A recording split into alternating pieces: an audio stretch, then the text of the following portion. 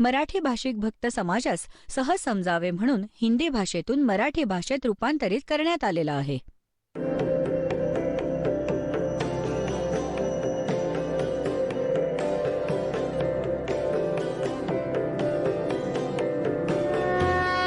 ज्ञान सब ज्ञान डी कबीर ज्ञान सो ज्ञान और जैसे घोड़ा तोब कायम करता चले मैदान.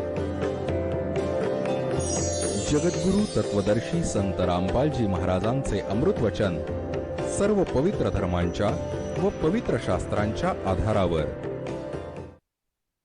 तर परमात्म्याने विचार केला. एक दिवस लीला केली. 5 वर्षांचे झाले होते. लीला केली. रामानंदजी दररोज स्नानासाठी जात असत गंगेच्या घाटावर. एक पंचगंगा घाट ब्राह्मणांनी महापुरुषांच्या स्नानासाठी बनवला होता. ब्राह्मण स्नान करायचे त्यात. दररोज जायचे ते झुंजूमुंजू झाल्यावर. एकदा परमात्म्याने लहान बालकाचे रूप घेतले. 2.5 वर्षांच्या बालकाचं. 2.5 वर्षांच्या बालकाचं रूप घेऊन तिथे पायऱ्यांवर पहुडले, जिथे गंगेवर स्नानासाठी खाली घाटावर उतरायचे स्नान करणारे. रामानंदजी वेळेवर उठले. आपल्या स्वभावानुसार खाली उतरत होते. स्नानासाठी पाण्याजवळ जात होते. वाटेत पडलेल्या बालकाच्या डोक्याला त्यांच्या खडावा लागल्या. खडावा लागल्या तर जसं मूल रडू लागलं, परमात्मा रडू लागले. रामानंदजी, कारण की दयाळू साधू संत दयाळू असतात, एकदम जोरात वाकले की कोणा मुलाला जखम झाली. आणि ते जेव्हा वाकले तेव्हा त्यांच्या गळ्यातील कंठी, विशिष्ट ओळख आहे जी वैष्णव परंपरेची, एक तुळशीचा मणी, तुळशीच्या लाकडाचा एक मणी असतो बस पूर्ण दोऱ्यात, तो गळ्यात घालतात. ती ओळख असते की हे वैष्णव परंपरेचे दीक्षित आहेत. ती निघून ती माळ कंठी कबीरजींच्या गळ्यात पडली अंधारात. रामानंदजींनी उचललं. बाळा, राम राम म्हण, राम राम म्हण, रामाच्या नावाने सुख मिळतं. लागलं का तुला? बस इथे, तुझ्या घरी पाठवतो बाळा, तू चुकून झोपेत इथे आलास. परमात्मा गप्प झाले. जे त्यांचं काम होतं ते झालं. ते स्नान करू लागले. ते अंतर्धान पावले, आपल्या झोपडीत आले. रामानंदजींना वाटलं मुलगा गेला असेल. आजूबाजूला बघितलं, कुठे नाही दिसला. काही हरकत नाही. आता काही दिवसांनी परमात्म्याने एका रामानंदांच्या शिष्याला, ब्राह्मणाला, विवेकानंद नाव होतं त्याचं, तो दीक्षा देत होता, प्रवचन करत होता. श्री विष्णूजींचे हे पुजारी असतात, विष्णूला सुप्रीम पॉवर मानतात. तो सांगत होता विष्णूजी सर्वेश्वर आहे, महेश्वर आहे, 3ही रूप धारण करून सर्व लीला करतो. ब्रह्मा रूपात सृष्टी रचतो, शिवजी रूपात संहार करतो आणि विष्णू बनून सगळ्या विश्वाचं पालन करतो. हे अजरामर आहेत आणि यांचा कोणी माता पिता नाहीये. कबीर परमात्मा तिथे बसले होते आणि जेव्हा सत्संग त्यांनी पूर्ण केलं तेव्हा परमात्मा उभे राहिले. म्हणू लागले, स्वामीजी, एक शंका आहे माझी. म्हणाले, बोल बाळा, काय म्हणायचे? तुम्ही म्हणता की सर्व शक्तिमान आहे, की कोणी माता पिता नाहीये. तर मी एक ब्राह्मण कथा सांगत होते. ते देवी पुराणाचा 3रा स्कंद वाचत होते, ज्यात विष्णूजी स्वतः म्हणतात की आम्ही तर नाशवान आहोत, आमचा जन्ममृत्यू होतो, आम्ही अविनाशी नाही होत, आणि दुर्गा आमची, ती माझी माता आहे. ब्रह्मा विष्णू शंकर भगवान स्वीकार करतात की जर ब्रह्मा आणि विष्णू तुमच्यातून उत्पन्न झाले तर माता दुर्गा, मी पण तुझा पुत्र झालो. तुम्ही म्हणता असं नाहीये. एक शिवपुराण ऐकवत होता ब्राह्मण, तिथे मी ऐकलं होतं रुद्रसंहितेत, हे ब्रह्मा आणि विष्णू, सदाशिव आणि काळरूपी ब्रह्म आणि दुर्गेच्या सहयोगातून विष्णूजींची उत्पत्ती झाली. अशा प्रकारे ब्रह्माजी म्हणतात माझी उत्पत्ती झाली या दोघांच्या सहयोगातून. तुम्ही म्हणता की त्यांचे माता पिता नाही आहेत. आता ते तर जवळ ठेवतच असत पुराण, जीविका त्यावरच चालायची. ते उचलून बघितलं, दोन्ही बघितलं, जसंच्या तसं मिळालं, बंद केलं. संस्कृतमध्ये असायचं. म्हणू लागले, खोटारडा आहेस, पाखंडी आहेस, तू कोण आहेस, कुठून आलायस, काय नाव आहे तुझं, काय तू कोणी गुरु केलायस का, तू टिळा वगैरे लावलायस हा वैष्णव परंपरेचा, तू कोणाला गुरु धारण केलायस? म्हणाला, हो. कोणाला गुरु केलायस? की जो तुझा आहे तोच मी केलाय. म्हणाले, मी केलाय? तुझी काय जात आहे? आता परमात्मा तर म्हणू लागले, जात न पूछो संत की, पूछ लीजियो ज्ञानी. मोल करो तरवार का ये पड़ी रहने दो म्यान. तर परमात्मा तर बोलले नाही. जे श्रोते ब्राह्मण दुसरे होते ते म्हणू लागले, हा नीरूचा पुत्र आहे, विणकराचा. हा धाणक आहे बाबा. स्वामीजी धाणक विणकर आहे हा. तर त्यांना तर मग निमित्त मिळालं, विषय बदलला की बघा लोकांनो किती खोटारडा आहे, पाखंडी आहे, हा विणकर आहे आणि म्हणतोय मी रामानंदजींना गुरु बनवलंय, माझे गुरु स्वामी रामानंदजी आहेत, आणि हा तुमच्या समोर म्हणतोय की मी त्यांना गुरु बनवलं आहे. उद्या तुम्ही पण या सगळे स्वामीजींकडे मी कंप्लेंट करेन, प्रार्थना करेन आणि ह्याची खबर घेऊ. बघा खोटारडा, आमचे गुरुजी तर ह्या शूद्रांना जवळ सुद्धा येऊ देत नाहीत. हा तसा त्यावेळेस तिथे बरोबर होता. मग सगळ्यांचा विश्वास बसला. खोटारडा माणूस अशिक्षित आहे, कबीरजी त्याला काय माहीत वेद आणि गीतेमध्ये आणि पुराणांमध्ये काय लिहिलंय. तर आपल्याला यांनी असं मूर्ख बनवून ठेवलं होतं आजपर्यंत, कारण की आपण सद्ग्रंथ वाचण्यायोग्य नव्हतो. तर ह्या खोटारड्यांच्या सगळ्या गोष्टी खऱ्या वाटायच्या की कबीरजी खोटं सांगतायत, हा ब्राह्मण खोटा खरं सांगतोय. दुसऱ्या दिवशी तर त्याने जाऊन रामानंदजींना सांगितलं की स्वामीजी आमचं तर नाक कापलं, आम्ही कसा प्रचार करायचा एका शूद्राचा मुलगा विणकराचा, आणि तुम्हाला स्वतःचा गुरु मानतो. हे महाराज आम्ही तर मेलो पूर्ण, बाहेर नाही पडू शकत. परमात्म्याला तिथे आणलं गेलं. जबरदस्तीने पकडून त्याच्या मात्यापित्यांनी प्रयत्न केला अडवण्याचा, पण दोघांना मारून अर्धमेलं करून टाकलं. हे कसाई राक्षस ब्राह्मण. तर पुण्यात्म्यांनो, ब्राह्मण काही जात नाहीये. जे कर्म ब्राह्मणांचे करतात मग ते कोणीही करोत, आणि ज्यांना ज्ञान नाही आणि खोटी बकवास करतात, तर देवी पुराणात 6व्या स्कंदात 414 पानावर लिहिलंय. स्वतः व्यासजी म्हणतायत की कलियुगातले ब्राह्मण सत्ययुग त्रेता द्वापारातल्या ब्राह्मणांच्या काळात जे राक्षस मानले जायचे, कलियुगातील ब्राह्मण त्या राक्षसांसमान आहेत वर्तमानात. ह्याच्यात काही शंका नाही. हे प्रमाणित करेल दास तुम्हाला. कबीर साहेबांसोबत कसा अन्याय केला ह्या नालायकांनी. सत्य काही मानलं नाही, केवळ आपल्या स्वार्थासाठी, आपल्या रोजीरोटीसाठी. एक प्रत्यक्ष पुरावा आहे की ज्ञानेश्वर नावाचे महाराष्ट्रात एक ब्राह्मण होते आणि त्यांना प्रेरणा झाली. भगवानाच्या भक्तीसाठी ते घर सोडून जंगलात गेले आणि तिथे 4-5 वर्ष राहिले. मग तरीही त्यांनी विचार केला घरीच राहून काहीतरी होईल, तर ते परत आले. आणि त्यांचे जे यजमान होते, चरितार्थाचं साधन होते, ते इतर ब्राह्मणांनी वाटून घेतलं. त्यांची 20-30-50 जी घरं होती, ब्राह्मण यजमान होते ज्ञानेश्वरजींचे, ते त्या नकली ब्राह्मणांनी डिव्हाइड केले होते. जेव्हा ते परत आले तेव्हा त्यांना फार काळजी वाटली की येताच पुन्हा यजमान मागेल आणि आपला चरितार्थ वाटून घेईल. खरं तर त्यांचंच घेतलं होतं. त्यांच्यावर असा अन्याय केला की आता हा ब्राह्मण राहिला नाही, हा भिक्षुकी करू शकणार नाही, हा संन्यासी झाला आहे. त्याला विवश केलं मरण्यासाठी. त्यांना जिवंत समाधी घ्यावी लागली. असं कसाही कर्म करतात हे लोक.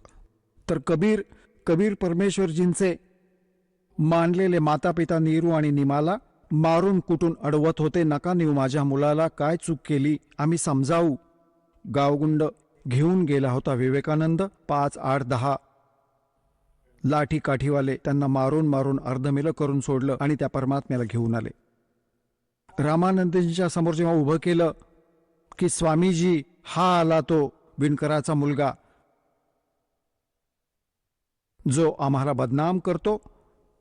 रामानंदजी पण आपला आब राखण्यासाठी की हा खोटारडा आहे, आपल्या कुटीसमोर पडदा लावला.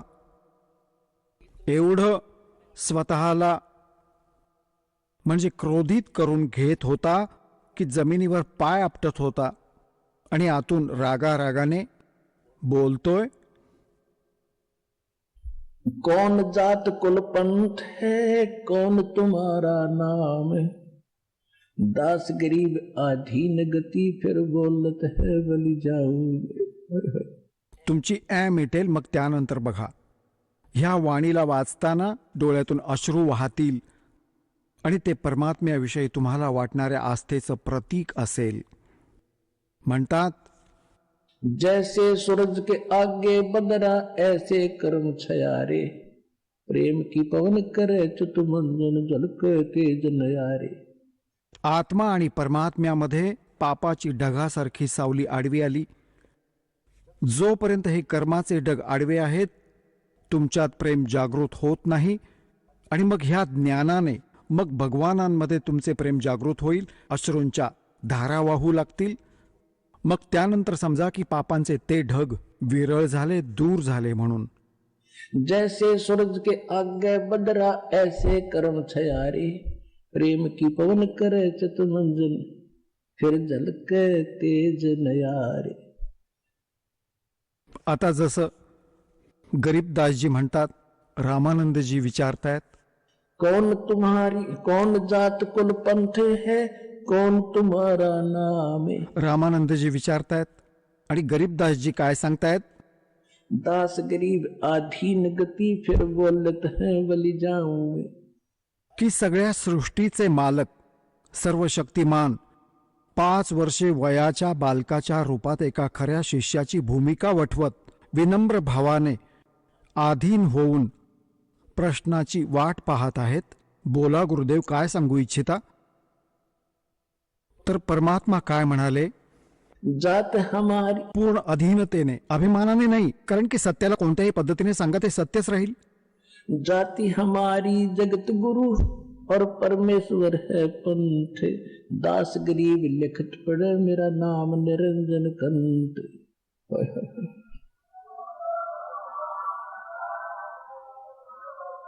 परमात्मा म्हणाले की जर माझी जात विचाराल तर जगद्गुरु आहे मी.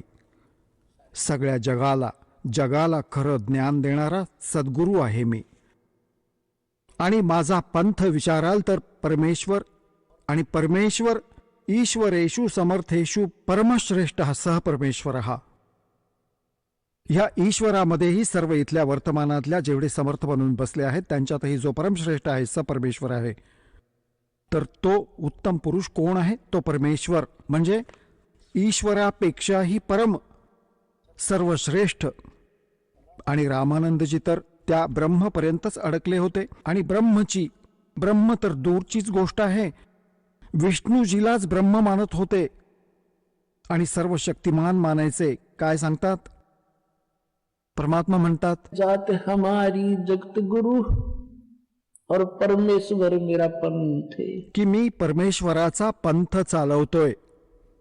जसा कोणी तो निरंकारी पंथ आहे, कोणाचा विष्णूजींचा पंथ आहे, कोणी शंकरजींचा पंथी आहे. पंथी म्हणजे त्या मार्गावर चालणारा. तर कबीर परमात्मा म्हणतात, माझा तो परमेश्वराचा पंथ सांगायला आलोय मी. सगळ्या सृष्टीला ज्ञान देणारा जगद्गुरू आहे. आणि माझं नाव आहे, विचाराल तर मी परमात्मा आहे. आता परमात्मा शब्द आणि धाणक विणकराचा मुलगा म्हणतोय, तर कसं पटणार त्या विद्वान ब्राह्मणाला, कर्महीनाला. काय म्हणतात, रे बालक सुन दुर्बुद्धि घटमट तन आकारे, दास गरीब दर्द लगा जब हो बोले सर्जनहारे.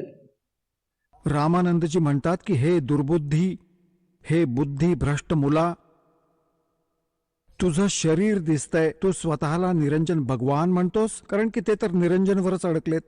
आमच्या गावात एक नाथांचा डेरा आहे आणि ज्या स्थळाशी अनेक जोडलेले आम्ही, तो बाबा, तो नाथ होता, त्यांच्याशी जोडलेले आहेत हे. तर ते यायचे जेव्हा दीक्षा मागायला, तर तो बाबा यायचा. आम्ही लहान लहान होतो. तो काय म्हणायचा, अलख निरंजन माई अलख निरंजन, मुलीचा बाप सकाळी सकाळी काळाचं नाव घेतोस तू येताच. आता समजलं की तो तर काळाचा दूत होता. तर हे अलख निरंजनला उत्तम मानतात. तर गरीबदास परमात्मा म्हणतात की माझं ते निरंजन नाव आहे, तुझ्या भगवानाचं आहे असं समजा. असंही वास्तवात निरंजन परमात्मा कबीरजीच आहेत. हा नकली निरंजन आहे, हा खोटा आहे. म्हणतात निरंजन है अंजन के माही. अंजन म्हणजे माया, निरंजन म्हणजे माया रहित. हे बघा, हे सगळे घोटारडे स्वतःला भगवान म्हणतात. भगवान तर नाहीच आहेत. तर असं हे निरंजन बनून बसलेत. आणि त्यांनी ह्याच निरंजन, ज्योती निरंजन काळाला मालक मानलाय. म्हणूनच भगवान म्हणतात की माझं हे निरंजन नाव समजा आणि त्याच निरंजनला हे मानतात निराकार. आणि इथे रामानंदजी म्हणतायत की तुझा देह दिसतोय, तुझा आकार आहे आणि तरीही तू म्हणतोयस की मी भगवान आहे. अरे दुर्बुद्धी. तुम रे बालक सुन दुर्बुद्धि घटमट तन आकारे. आता गरीबदास म्हणतात की भगवानाने स्वतःला परमात्मा म्हटलं. ह्या गोष्टीचा त्रास झाला त्या रामानंद दुर्बुद्धीला. रे बालक सुन दुर्बुद्धि घटमट तन आकारे. दास गरीब दर्द लग्या जब हो बोले सर्जनहारे. गरीबदासजी म्हणतात रामानंदजींना दुःख झालं या गोष्टीचं की भगवानाने स्वतःला भगवान म्हणून घेतलं. त्याच्या अज्ञानामुळे दुःख होतं. पुण्यात्म्यांनो, येणाऱ्या काळात तुम्हालाही अमर कथा सांगत जाईन. तुमच्या डोळ्यातून अश्रू वाहू लागतील, पण ते ऐकण्यासाठी तयार करतोय आधी तुम्हाला, कारण की दास जे सांगतोय हे सगळं तुमच्या आत सामावून जाईल. म्हणून ही कथा ही प्रमाणं देऊन देऊन इतकं फीड करतोय तुम्हाला. CD वगैरे DVD बनवून पाठवत आहेत तुम्हाला. सिम कार्डमध्ये, मेमरी कार्डमध्ये सत्संग सांगतायत, कारण तुमचा जो अंधकार नाहीसा व्हावा. मग तुम्ही कथा ऐकत होतात रामायण महाभारतातली, ते तर पहिल्या इयत्तेतल्या कथा भासू लागतील ह्या ज्ञानासमोर. आणि पुढे येणाऱ्या काळात काय होईल? पुढे येणाऱ्या काळात काय होईल की मायेची धावपळ बंद होईल. सगळे हे व्यर्थ खर्च बंद केले जातील. बीडी, दारू, मांस, तंबाखू 50% मुक्त व्हाल तुम्ही, फ्री व्हाल. त्यानंतर राहिला ह्या परंपरा, लग्नविवाह आणि बकवास, नाच गाणं, देणं घेणं हे पूर्ण बंद करू. मग वेळ काय उरेल? भाकरीसाठी काही काम करणं, बाकी वेळ येऊन कथा ऐकाल. मग सद्गदित व्हाल. आज TV चॅनेल बनवून ठेवलेत. TV चॅनेल चालू राहतील. तुम्ही घरात बसून जसं पूर्वी महाभारत ऐकायचे, कामधाम सोडून ऐकाल. तो दिवस येईल.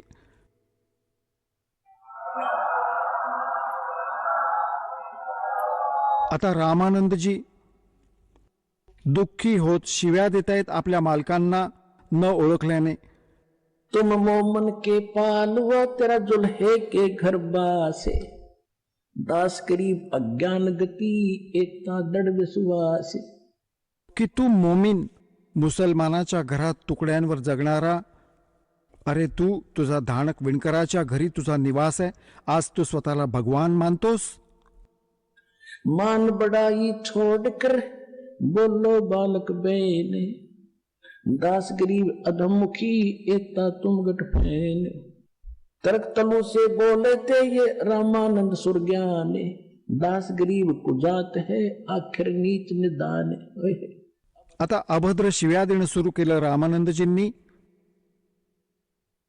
की शेवटी तू नीच आहेस ना, कुजात आहेस ना. तुझ्या आईची माहिती ना तुझ्या बापाचा पत्ता आहे, म्हणून तू बकवास करतोयस, स्वतःला भगवान म्हणवत आहेस. मग काय म्हणतात?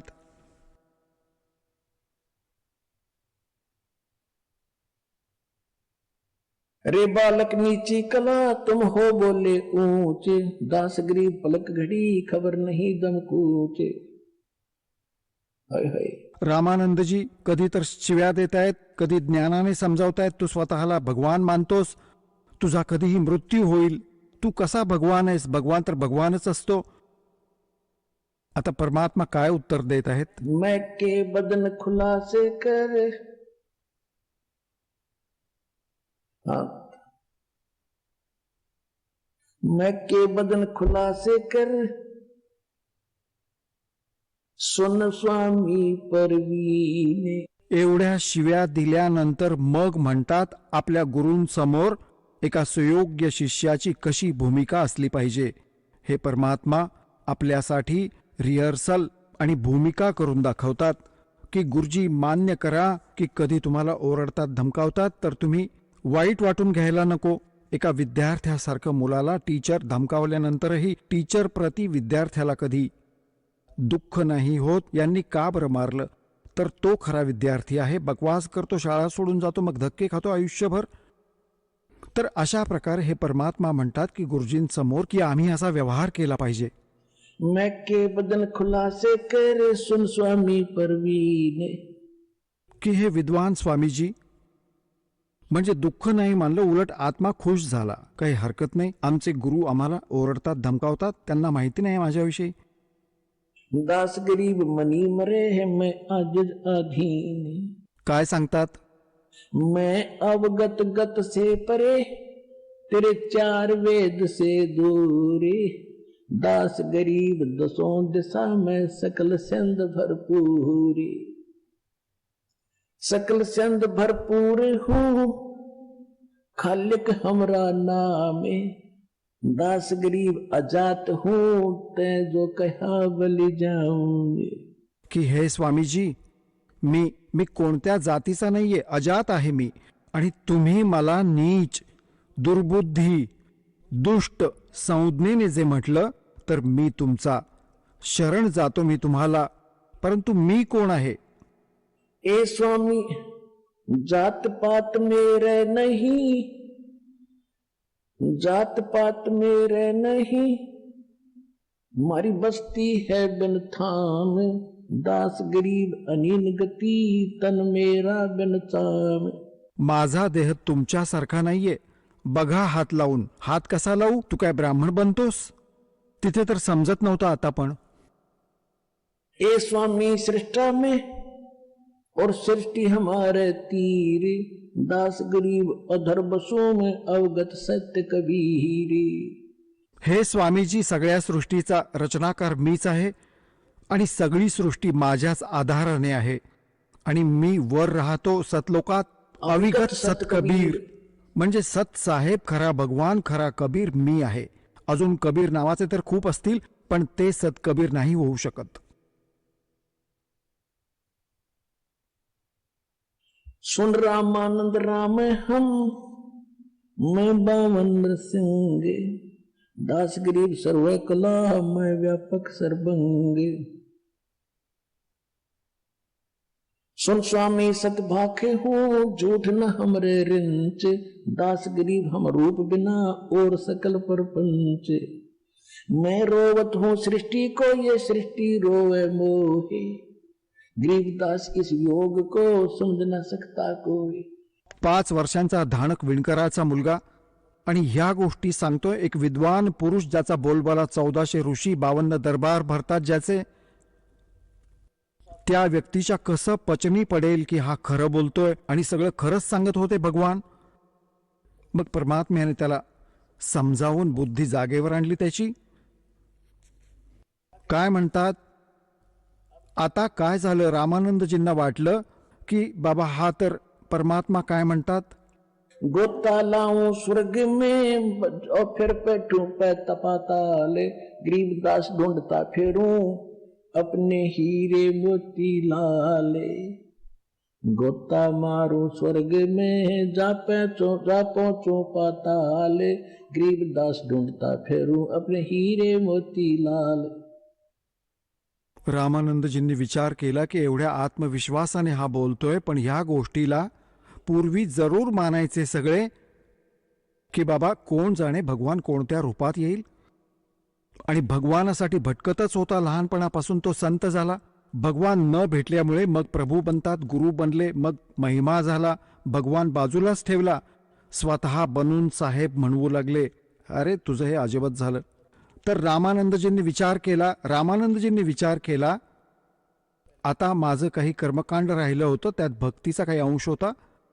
त्यांनी म्हटलं की ह्याला तू उभा राहा बाहेर, आता ह्याला बाहेर राहू दे, मी आधी माझी पूजा करून घेतो, मग त्याच्यानंतर त्याच्याशी बोलेन.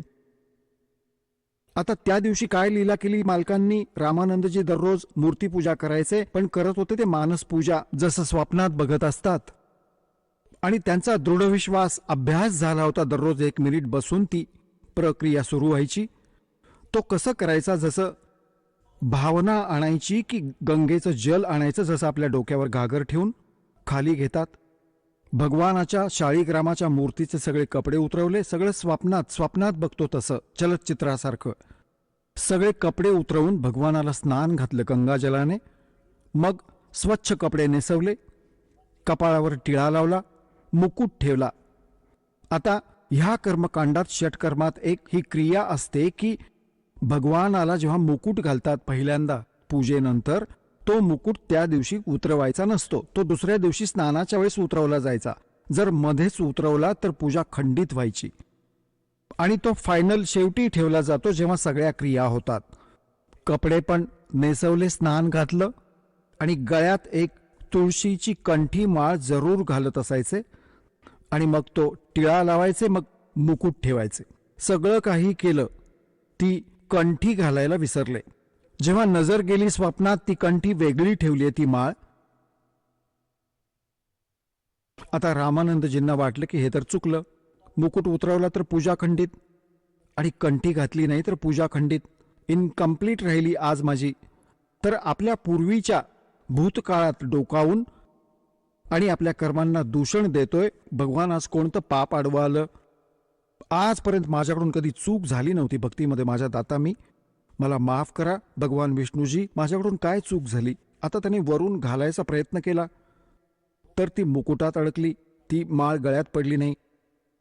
विचार केला, मोठी गोष्ट बिघडली बाबा. कोण भगवान रुसला माझ्यावर? तर परमात्मा बाहेर उभे होते. कबीरजी वय वर्ष 5 बालकाच्या रूपात, मध्ये पडदा लावला होता मोठा, आणि बाहेर काही वस्तू पण नव्हती. तो तर स्वप्नवत बघत होता. तेव्हा परमेश्वराने बाहेरून सांगितलं, जेव्हा रामानंदजींना दुःखी बघितलं, ए स्वामी, गुंडी खोल कर फिर माला गल डारे, गरीबदास इस भजन को समझ सके करता रे.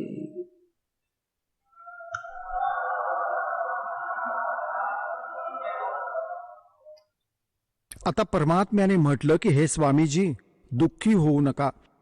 ह्या माळेची गाठ सोडा. ती गाठ सोडून आणि मग गळ्यात बांधा. तुमची पूजा खंडित होणार नाही. होय होय. रामानंदनी बघितलं ना, काही मूर्ती बाहेर ठेवलीये. मी तर स्वप्नात बघत होतो, मनात कल्पना करत होतो, आणि ह्या 5 वर्षाच्या बालकाने माझ्या मनातली गोष्ट ओळखली. म्हणतात, जोडी पडदा दूर बघा. जो पडदा लावलेला होता तो दूर फेकून दिला, एकदम बाहेर आले. पुण्यात्म्यांनो, ह्याला म्हणतात पंडित. ब्राह्मण सोय जो ब्रह्म पछाणे. पंडित म्हणजे ब्राह्मण. तोच असतो भगवानासाठी भटकतोय, आणि समोर भगवान आला आणि त्याला मग समाजाकडे बघून लोक लज्जेस्तव भगवानापासून दूर राहतो, तो भक्त नाहीये. तर रामानंदांसमोर एका वेळेस एका बाजूला भगवान उभा आहे, दुसऱ्या बाजूला त्यांचा महिमा उभा होता की ते स्पर्शही करत नाहीत अस्पृश्याला. आणि सारा समाज काय धिक्कारेल, पळून जाईल, शिष्य चेले पळून जातील. पण त्याला ब्राह्मण म्हणतात. त्याने लोकलज्जा आणि खड्ड्यात गेला हा संसार. भगवानासाठी भटकतोय समोर उभा. म्हणतात, डोडी पडदा दूर कर लीन्या कंठ मिलाय. छातीशी गळ्याशी कवटाळलं. गरीबदास गुजरी बहुत जब बदने बदन मिलाय. सांगतात त्याला, परमात्म्याला जेव्हा कबीरजींना विणकराला छातीशी लावलं तर आतून तर तो दुःखी होताच. समाज काय म्हणेल, पण नाही राहावलं. भगवान पाहिजे मला. डोडी पर्दा दूर कर फिर लीन्या कंठ मिलाए लगाए. गरीबदास गुजरी बहुत जब बदने बदन मिलाए. मन आता रामानंदजी म्हणतायत, मन की पूजा तुम लखी ये मुकुट माल परवेश. गरीबदास गति कौन लखे तेरा कौन वरण को बेखे. ये तो दीक्षा तुम दी ये मान ली मन मोरे. गरीबदास कोमल पुरुष और हमरा बदन कठोरे. जेव्हा आधी परमात्मा सांगत होते की माझा देह तुझ्यासारखा नाहीये, तेव्हा तर विश्वास बसला नव्हता. आता म्हणतात, मग काय म्हणतात, मन की पूजा तुम लखी, की माझी मनाची पूजा, मानस पूजा मी करत होतो. हे भगवान, आपण जाणलीत आणि आपण तर परमात्मा आहात. मन की पूजा तुम लखी ये मान लिया. मन की पूजा तुम लिखी ये मुकुट माल परवेश. गरीबदास गति को लखे तेरा कौन वरण को वेख. म्हणू लागले रामानंदजी, हे परमात्मा, आपण कसं ओळखलं? आम्ही तर तुच्छ बुद्धीचे जीव. आपण सर्व सृष्टीचे मालक, अंतर्यामी आहात तुम्ही. आणि एक विणकराच्या घरात आणि 5 वर्ष वयाच्या बालकाच्या रूपात आपण उभे आहात. तुम्हाला आम्ही तुच्छ बुद्धिजीव कसं ओळखणार? You R God.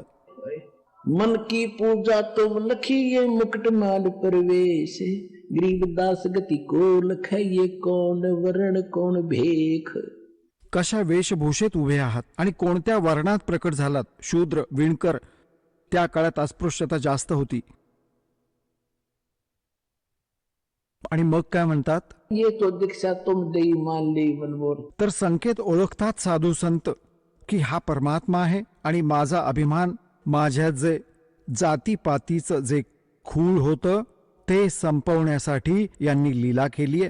तर म्हणतात ये तो दीक्षा तुम देई मान ली मन, ये तो शिक्षा तुम देई मान ली मनमोर. परंतु मी समजलो दाता आपण कशासाठी लीला केली ते. माझा हा समाजाचा कुळाचा जो किल्ला होता, लोक लज्जा अशी तोडली. काय सांगतात कबीर साहेब की इस लोक लाज के कारण ये हंसा गया बिगो, जब यो कुल के कर लेगा जो चार पाया का हो. आता जर लोक लज्जेस्तव तुम्ही भक्ती करणार नाहीत, माझ्याकडून घेऊन मग हे कुळ तुमचं काय रक्षण करणार. जेव्हा तुम्ही गाढव कुत्रे बनून चार पायांचे होऊन फिरत राहाल, हे कुळातले लोक काठीने मारतील तुम्हाला. तर स्वामी रामानंदजी म्हणतात ये तो शिक्षा तुम देई मान ली मनमोर, गरीब दास कोमल पुरुष और हमरा बदन कठोरे. की जे तुम्ही मला समजावू इच्छिता ते आता माझ्या लक्षात आलं की मी चुकीचा मनुष्य आहे. मी भेदभाव आणि जातीवर्णात भगवानापासून दूर होत होतो. पण तुमचं शरीर तर रुईसारखं आहे दाता, की जेव्हा असं लावलं छातीशी जसं रुईचं रबर पकडून ठेवलेलं असा देह दाता. यजुर्वेद अध्याय नंबर 40च्या मंत्र 8 मध्ये सपर्यागात कवीर मनीषी शुक्रम अकायम असनाविरम अपाप विद्दम स्वयंभू परिभू व्यवधाता. त्याच्यात लिहिलंय की तो सगळ्यात आधीचा सशरीर परमात्मा कबीर विद्वान महापुरुष कबीर परमेश्वर आहे आणि त्यांचा जो देह आहे तो मातापित्यांच्या शुक्रातून बनलेला नाहीये. तो कायारहित आहे. असनाविरम, त्यात स्नायू सिस्टीम नाहीये. तो स्वयंभू आहे, परिभू आहे, सगळ्या सृष्टीचा मालक आहे. आणि इथे रामानंदजी प्रमाणित करतायत आणि परमात्मा ही स्वतः म्हणतात ये तो शिक्षा तुम देई मान ली मनमोर, गरीबदास कोमल पुरुष और हमरा बदन कठोर. आता त्यानंतर रामानंदजींनी म्हटलं की बाळा एक गोष्ट सांग, बाकी तर मी सगळं मानलं तुझं म्हणणं, एक गोष्ट सांग, तू खोटं का बोललास. परमात्मा म्हणाले कसं काय स्वामीजी. तुम्ही हे म्हणालात की तुम्ही माझ्याकडून दीक्षा घेतली आहे. तुम्ही माझ्याकडून कधी दीक्षा घेतलीत. स्वामीजी आठवा, ज्या दिवशी तुम्ही स्नान करायला गंगा घाटावर जात होतात आणि मी तिथे पडलेलो होतो, तुमच्या खडावा माझ्या डोक्याला लागल्या, तुम्ही मला आशीर्वाद दिला, बाळा राम राम म्हण, मी तुमचा शिष्य, तुम्ही माझे गुरु झालात. आता रामानंदजींना आठवलं की तो तर 2.5 वर्षांचा बालक होता, कमी वयाचा, तुम्ही तर जास्त वयाचे आहात. आता तर 5 वर्षाचं मूल आणि 2.5 वर्षाच्या मुलाच्या शरीरात डबल डिफरन्स होतो, म्हणजे दुप्पट फरक पडतो हाईट आणि सर्व गोष्टींमध्ये. तर परमात्म्याने काय केलं, 2.5 वर्षांच्या मुलाचं शरीर वेगळं बनवलं आणि एका सेवकाची खाट होती तिथे झोपडीच्या बाहेर, त्यावर आडवे झाले. स्वामीजी बघा असा होतो मी. आता स्वामीजी 6 वेळा इकडे बघतायत, 6 वेळा त्या 5 वर्षाच्या बालकाकडे बघतायत. डोळे चोळून बघितलं. हा समोर बघा, 5 वर्षांच्या वयात परमात्मा गळ्यात माळ घालून उभे आहेत आणि 2.5 वर्षांच्या बालकाच्या रूपात दुसऱ्या बालक रूपात विराजमान आहेत. रामानंदजी बाहेर उभे आहेत. हे समोर अजून दर्शक पण खूपसे आहेत, बरेच आहेत, पण ते चित्र बनवणाऱ्याने थोडंसं इनकम्प्लीट बनवलं आहे, तरीही समजण्यासाठी पुरेसं आहे. तर मग तेव्हा काय बघितलं की 5-6 वेळा तर त्याने लहान बाळाला बघितलं, 6 वेळा मोठ्याकडे. मग डोळे चोळून चोळून की काही मला धोका तर नाही झाला. एवढ्यात ते छोटे बालक उठले आणि 5 वर्षाच्या बालकात सामावून गेले. तेव्हा रामानंदांना कळलं की ते बालक नाहीये.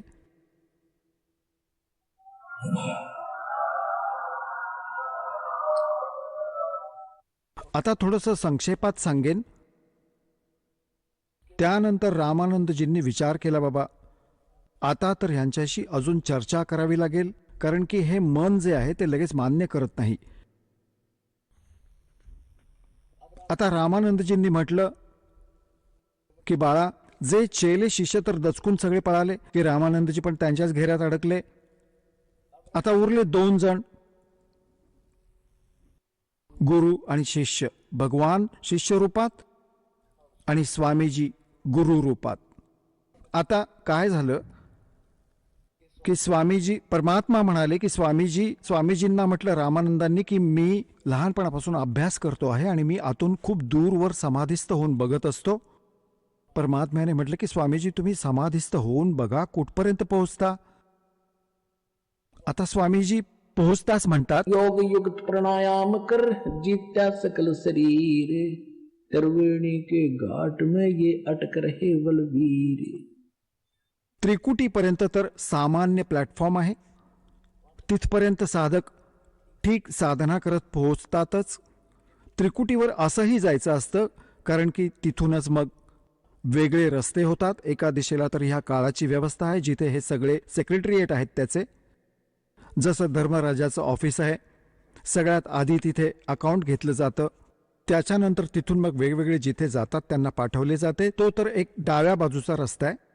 राईट साईडला एक वेगळी व्यवस्था आहे. जे ऋषीबिशी असतात त्यांना स्वतंत्र जागा देतात, तिथे आपली कर्मे फोडत बसतात. 88,000 खेडी बनवली आहेत वेगवेगळ्या गावांसारखी. तिथले सरपंच बनवायांना हे तिथे मौज मारतात आणि परत येतात.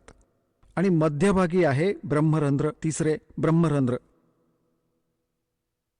ब्रह्मरंध्र के घाट को खोलत है कोई एक, द्वारे से फिर जाते हूँ ऐसे बहुत अनेक. आता परमात्मा तिथे गेले. रामानंदजी जेव्हा पोहोचले तिथे त्रिकुटीवर परमेश्वर उभे होते, तिथे त्याच रूपात जे खाली बालक रूपात होते. आणि म्हटलं की स्वामीजी आता कुठे जाणार. माहीत नाही, ह्याच्या पुढे मला माहीत नाही कुठे जायचंय. त्रिकुटीच्या अलीकडच्या तीरावर तिथे तीन त्रिकोण आहेत. खालून जाताच तिथे उभे ठाकतात. पुढे जाऊ नाही दिलं जात यांना. बस तिथपर्यंतच बघा आणि परत जा. तेव्हा परमात्मा म्हणाले की आता हे पुढे 3 रस्ते झाले. आता कुठे जाणार, माहीत नाही कुठे जायचं ते. परमात्मा म्हणाले मी सांगतो. जेव्हा तुमचा मृत्यू होईल त्यानंतर तुम्ही लेफ्ट साईडला जायचं आहे. सगळ्यात आधी इथल्या न्यायाधीशाचं ऑफिस आहे, तिथे तुझं अकाउंट होईल. जशी तुझी कर्म असतील, ज्याकडे ईश्वराची तू साधना केली असशील, इथून तुमची पावती बनवली जाते, तिथे सोडलं जातं. नरकाची बनली तर नरकात, स्वर्गाची बनली तर स्वर्गात, आणि ज्या इष्टाच्या धामात जायची बनली त्या इष्टधामात. तुम्ही जाल विष्णूजीच्या लोकात. विष्णूजींच्या लोकानंतर आपली कर्म बिघडवून संपवून मग परत जाल परत पृथ्वी लोकात. कदाचित मनुष्य जीवन मिळेल वा ना मिळेल तुम्हाला. आणि समोरचं जे आहे ते ब्रह्मरंध्र आहे. ह्यातून पुढे जाऊन आमच्या सतलोक आणि त्याच्यात जायला मिळतं ब्रह्मलोकात. आणि वर सतलोकात हे तुम्हाला शक्य नाही त्याला उघडणं. तर परमात्म्याने म्हटलं की तुम्ही तुमचे मंत्र जप करून बघा, हे समोरचं गेट उघडा. त्याचं काहीच चाललं नाही. सगळे मंत्र जप केले जे खाली करायचा. ओम नमः शिवाय, ओम भगवते, ओम नमो भगवते वासुदेवाय, ब्रह्म गाय हा गायत्री मंत्र, ओम भूर्भुवः हा सारे मंत्र सटरपटर म्हणून बघितले. ओम ओम पण जपलं. एकच ओम मंत्र जपायचे ते. त्याचाही काही उपयोग नाही झाला. तेव्हा परमात्मा म्हणाले की माझ्याकडे तो सतनाम रूपी असा शक्तिशाली मंत्र आहे, 2 अक्षरी. आता मी जप करून दाखवतो तुम्हाला. लीला केली प्रभूने. सुमरण केलं तर एकदम असं कपाट उघडलं जशी विजेच्या गतीने, आणि म्हणाले चला माझ्यासोबत. वर घेऊन गेले भगवान. वर घेऊन गेले परमात्मा. त्या प्रिय आत्म्याला सगळे वरचे लोक दाखवले, सतलोकात घेऊन गेले. तिथे जाऊन जेव्हा बघितलं, अरे हा तर स्वतः मालक आहे. मोठी कथा आहे, वेळ कमी आहे. पुन्हा त्यांना आणून सोडलं समाधीस्थ अवस्थेत की जा परत. परत आले तर असे एकदम जसा माणूस झोपेतून उठतो समाधीतून असा उठला आणि समोर बसलाय परत तोच बालक. तिथे बघितलं होतं असंख्य ब्रह्मांडांच्या स्वामी रूपात तोच बालक बसलेला, कारण की आधी दुसऱ्या रूपात होते तेजोमयी शरीरात मोठे. आणि मग परमात्मा कबीरजींच्या रूपात, त्याच आपल्या शिशु बालक रूपात, 5 वर्षांच्या बालकाच्या रूपात त्या तख्त म्हणजे सिंहासनावर विराजमान झाले होते. सतलोकात त्यांच्यावर चौरी आपोआप ढळत होत्या. एकेका रोमात करोड सूर्य करोड चंद्रमा मिळवावा इतका प्रकाश होता भगवानांचा. जेव्हा परत आले स्वामी रामानंदजी समाधी भंगली. समोर परमात्मा कबीरजी त्याच रूपात बसलेले दिसले. पायावर लोळण घेतली त्या 104 वर्षांच्या वृद्धाने त्या 5 वर्षाच्या बालकाच्या चरणावर. काय म्हणाले? तहा वहां चित चक्रित भया, वैद्यख्या फजल दरबारे. गरीबदास सिजदा किए, हम पाए दीदारे. तुम स्वामी में बाल बुद्धि. 104 वर्षांचा महात्मा, 4ही वेद कंठस्थ पाठ करणारा, गीता श्रीमद भगवत गीता कंठस्थ पाठ पूर्ण प्रवक्ता म्हणून मिरवणारा. आता तो म्हणतोय आजपर्यंत माझं जे ज्ञान होतं ते तर बालकासारखं होतं. तुम स्वामी में बाल बुद्धि. तुम्ही माझे मालक, मी तर बालबुद्धीचा माणूस आहे. और कर्म भ्रम कर्म किया से. गरीबदास निज. तुम स्वामी मैं बाल बुद्धि, भ्रम कर्म किए नासे. गरीबदास निज ब्रह्म, तुम मेरा हो गया दृढ़ विश्वास. निज ब्रह्म, खरा परमात्मा, रियल गॉड तुम्ही आहात. आज माझा पूर्ण विश्वास बसला. तुम सुन बेसुन से तुम परे. म्हणजे सर्व शून्यांच्या पार पण आपण आहात. सुन बेसुन से तुम परे, और उरे से हमरे तीर. तिथे पण तुम्ही आहात आणि इथे माझ्या समोर बसला आहात. सुन बेसुन से तुम परे, और उरे से हमरे तीर. गरीबदास सर्वंग में ये अवगत पुरुष कबीर. कोटि कोटि सजदा किया, और कोट कोट प्रणाम. गरीबदास अनहद अधर, हम पर से तव दामे. होय होय. 104 वर्षांचा वृद्ध आधी शिव्या देत होता. तू दुर्बुद्धी आहेस, तू छोट्या जातीचा आहेस, तू कुजात आहेस. आणि आता काय म्हणतोय? पुण्यात्म्यांनो, हाच अंधकार दास तुमचा घालवू पाहतोय की भगवानाला ओळखा, आपल्या मालकांना जाणा आणि इथून पिच्छा सोडवा. आता काय म्हणतात रामानंदजी? कोट कोट सजदा किए, और कोटि कोटि प्रणाम. जसं समोर बसलेल्या भगवानांसमोर करतात असं वृद्धावस्थेत म्हातारा भक्ती पूजा करतो. हे भगवान, कसं माझं भाग्य उजळलं. हे परमात्मा, तुम्ही खरंच तुम्ही आहात. आणि म्हणतात, गरीबदास अनहद अधर. जे आपण इथे ऐकतो ही धुनधान ते सगळं नकली आहे. तो अनहद तर वर, अधर म्हणजे वर जे मी ऐकून आलो आहे. गरीबदास अनहद अधर, हम पर से तो धाम. आम्ही तुमच्या त्या धामाला, लोकाला, जिथे गेल्यानंतर परत येत नाहीत. दाता, मी ते बघितलं, मी ते ओळखलं आहे स्वतःच्या डोळ्यांनी. बोलत रामानंद जी, सुनो कबीर करतारे. गरीबदास सब रूप में तुम ही बोलणहारे. तुझ्या शक्तीने सर्व जीव बोलताहेत दाता, नाहीतर कोणाची काही लायकी नाही. तुमच्या वचनांनी सगळी ब्रह्मांड चालताहेत हे सर्जनहार. बोलत रामानंद जी, सुनो कबीर करतारे. करतार म्हणजे सर्जनहार. गरीबदास तो रूप बिन, सब रूप के तुम ही सर्जनहार. मैं भक्ता मुक्ता भया, और किया कर्म कुन्ना से. गरीबदास अवगत मिल गए, और मिट्टी मन की बांसे. मी भक्त आणि तुम्ही स्वामी. आणि माझी जी सगळी भ्रमकर्म होती ती आता सगळी नष्ट झाली. और गरीबदास अवगत मिल गए की मला परमात्मा मिळाले. आता माझ्या मनाचा भ्रम, भटकंती हे सर्व नष्ट होईल. मैं भक्ता मुक्ता भया, ये किया कर्म कुंद नाश. गरीबदास अवगत मिले, ये मिट गई मन की बांसे. दो ठोर है एक तू, भया एक से दो. की दोन्ही ठिकाणी वर पण तुम्हीच आहात मालक, आणि इथे पण तुम्हीच आहात. दो ठोर है एक तू, भया एक से दो.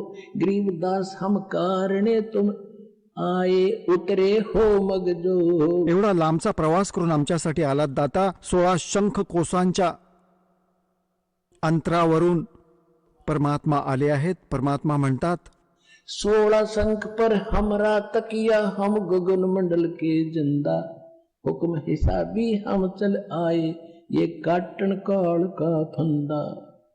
दो ठोर है एक तू, भया एक से दो, गरीबदास हम कारणे तुम आ उतरे हो मगजोय।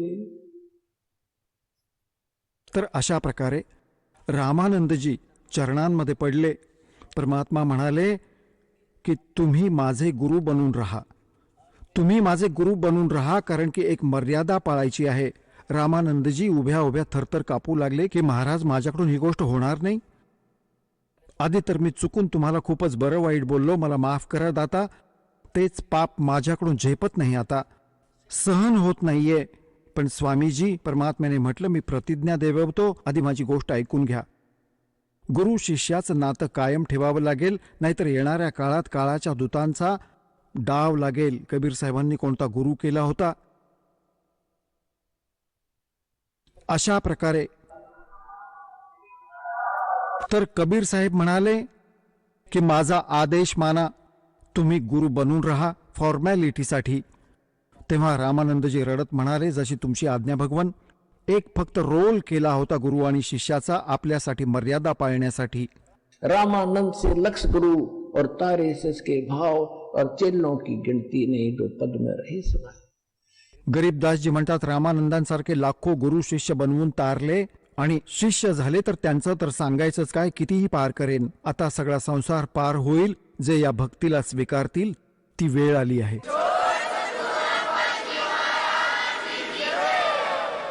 तर परमेश्वराने म्हटलं होतं की कलियुगाची जेव्हा 5500 वर्ष होतील, त्यानंतर संपूर्ण विश्वात सत्ययुगासारखा व्यवहार होईल, सत्ययुगासारखे विचार असतील आणि पूर्ण सृष्टी, सर्व जग नाव घेईल माझं.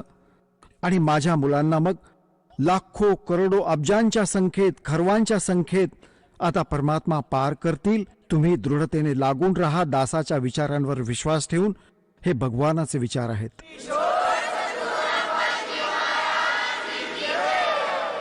चला आता आपण त्या श्रद्धाळूंचे अनुभव जाणून घेऊयात, ज्यांनी जगद्गुरु तत्वदर्शी संत रामपालजी महाराजांकडून दीक्षा प्राप्त केलेली आहे, तसेच त्यांच्याद्वारा सांगितलेल्या भक्ती मार्गावर चालत आहेत. नमस्कार. सत साहेब, आपलं नाव? उत्तम सोपान कीर्तने. आपण कुठून आलात? गाव डोकी, तालुका जिल्हा उस्मानाबाद, महाराष्ट्र. आपला व्यवसाय काय आहे? साखर कारखान्यामध्ये नोकरी करतोय मी, उस्मानाबाद जिल्ह्यामध्ये. संत रामपालजी महाराजांची गुरुदीक्षा आपण कधी घेतली? 1 जून 2020 मध्ये. संत रामपालजी महाराजांची गुरुदीक्षा घेण्या अगोदर आपण व आपला परिवार कोणती भक्ती साधना करत होतात?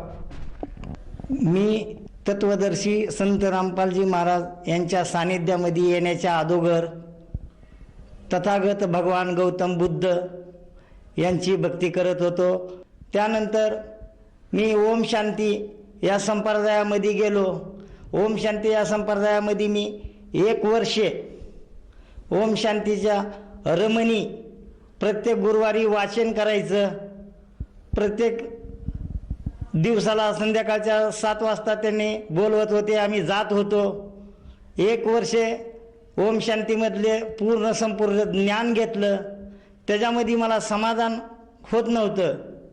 नंतर एका माझ्या मित्राने सांगितलं की तुला जर मोक्षप्राप्ती करायची असेल तर तू नाणीजचे नरेंद्र महाराज त्यांच्याकडे जा आणि तू त्यांना गुरु करून घे, मग तुला मोक्षप्राप्ती होईल. मग मी 2008 मध्ये नाणीज, रत्नागिरी जिल्हा, नाणीजचे नरेंद्र महाराज यांना गुरु करून घेतलं. गुरु करून घेतल्यानंतर मी त्यांच्या भक्तीमध्ये रमलो आणि रमल्यानंतर प्रत्येक गुरुवारी मी पारायण करायचं. लीला अमृत नावाचा ग्रंथ होता नरेंद्र महाराजांचा, त्या लीला अमृत या ग्रंथाचं पारायण करायचं. नंतर मला दारूचं व्यसन होतं, मी दारू पेत होतो. घरामध्ये सुख समाधान शांती लाभावी, माझी दारू बंद व्हावी म्हणून मी परत नरेंद्र महाराजाकडे माझं साकडं टाकलं. त्यांनी सांगितलं की शिमूर गव्हाण येथे प्रत्येक गुरुवारी 7 वाऱ्या कर. मग मी शिमूर गव्हाणला प्रत्येक गुरुवारी जायचं. घरामध्ये सुख समाधान शांती लाभावी, माझी व्यसन कमी व्हावं, माझी दारू बंद व्हावी म्हणून मी 7 वाऱ्या केल्या शिमूर गावांच्या. माझ्याकडे जाण्यासाठी वारीला पैसे नसायचे. मी माझ्या मित्राकडून पैसे उसने घेऊन वारी पोच करायची शिमूर गावांची. 12 वर्षे नरेंद्र महाराजांच्या सानिध्यामध्ये मी राहिलो. 12 वर्षे राहिल्यानंतर तरी पण मला म्हणावं असं सुख समाधान शांती लाभत नव्हती आणि माझं व्यसन काय बंद होत नव्हतं. मी दारूसारखं पेतच राहत होतो आणि घरामध्ये पत्नीबरोबर माझे भांडण वगैरे होत राहायचे. सर, जसं आपण सांगत आहात की आपण पूर्वीपासूनच भक्तिमार्गात होतात, तर असं असताना सुद्धा आपल्याला संत रामपालजी महाराजांच्या मार्गाबद्दल माहिती कशी मिळाली आणि आपण त्यांच्या शरणात कसे आलात? घरी टी व्हीमध्ये सारखे धार्मिक कार्यक्रम मी पाहण्याचा मला छंद होता. असंच कार्यक्रम टी व्हीवर बघत असताना तत्वदर्शी संत रामपालजी महाराज यांचे प्रवचन चालू होते आणि त्या प्रवचनाची थोडी मला गोडी कुठेतरी लागायची. आणि त्यानंतर मग आमच्या गावामध्ये ढोकी या गावामध्ये 2 भगत होते. त्या भक्ताकडून तत्वदर्शी संत रामपालजी महाराज यांचे पुस्तक ज्ञानगंगा मी मिळवून घेतले आणि त्या ज्ञानगंगा पुस्तकाचे पूर्ण वाचन करून मी त्या ज्ञान मला समजले, ते ज्ञान मला कळले.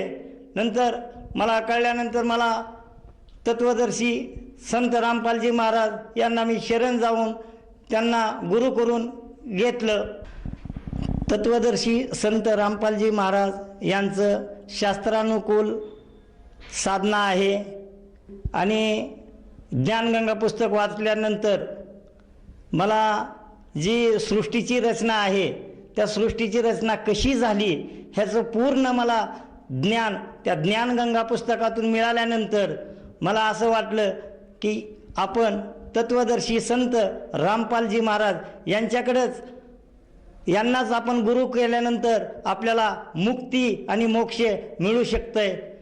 ही निश्चय मनात घेतल्यानंतर मला आस लागली की मी तत्वदर्शी संत रामपालजी महाराज यांना शरण जाऊन त्यांची नामदीक्षा कधी घेऊ असं मला वाटायला लागलं.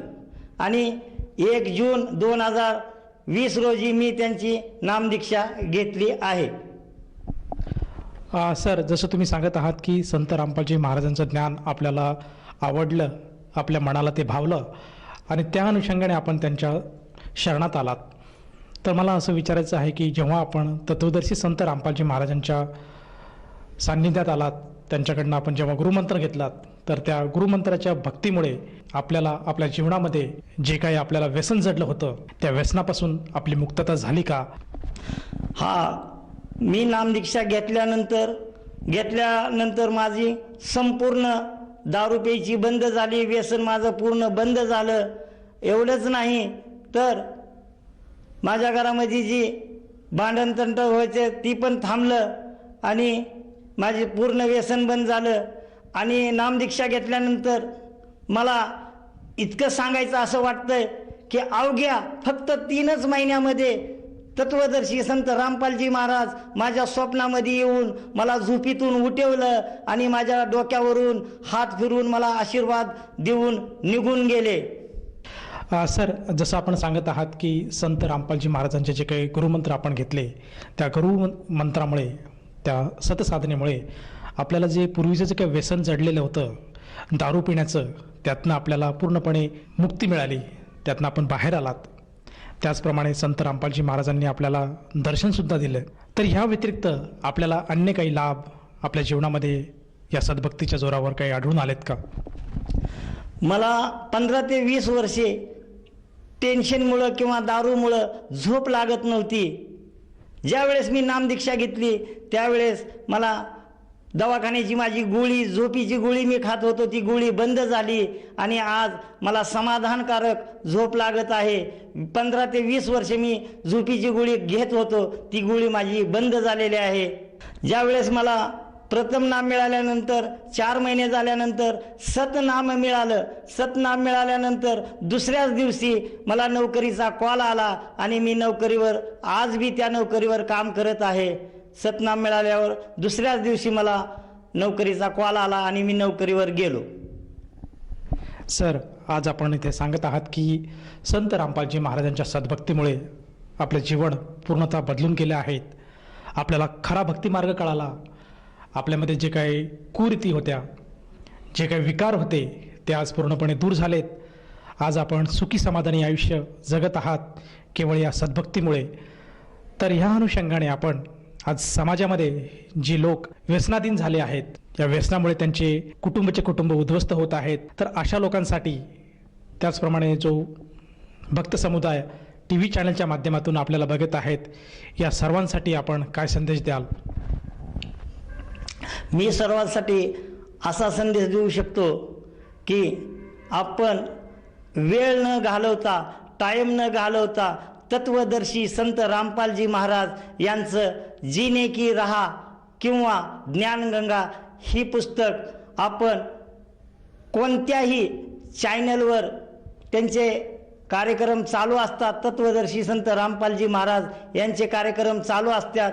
त्या ठिकाणी पट्टी चाललेली असते, त्याच्यावर नंबर असतात. त्या नंबरवर फोन करून पुस्तक मागवा आणि त्या पुस्तकातलं ज्ञानगंगा पुस्तक आणि जिने की राहा पुस्तक, ह्या दोन्हीपैकी कोणतंही एक पुस्तक मागवा आणि त्यातलं ज्ञान घ्या आणि जीवनाचं कल्याण करा.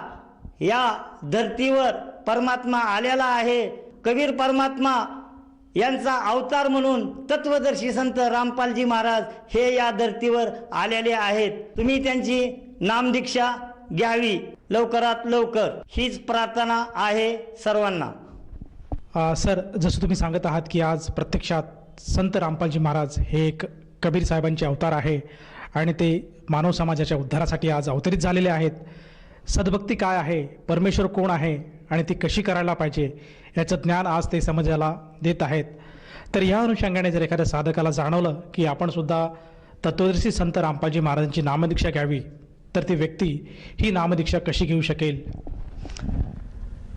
कोणत्याही चॅनलवर तत्वदर्शी संत रामपालजी महाराज यांचे मंगलमय प्रवचन चालू असते.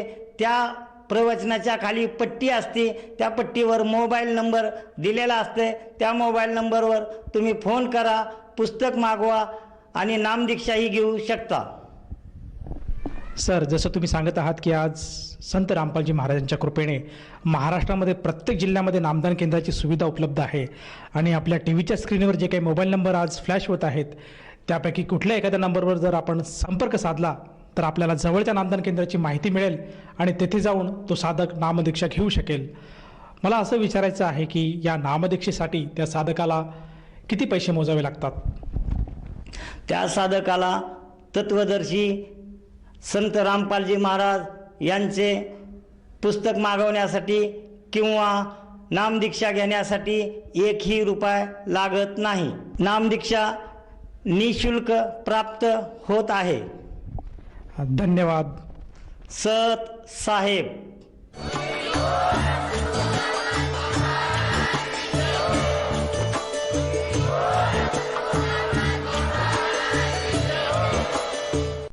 आपण ऐकत होता जगद्गुरु तत्वदर्शी संत रामपालजी महाराजांचे मंगल प्रवचन. निशुल्क नामदीक्षा प्राप्त करण्यासाठी आणि अधिक माहितीसाठी संपर्क करा 7030303951 7030303952. आमची वेबसाईट आहे www.jagadgururampalji.org.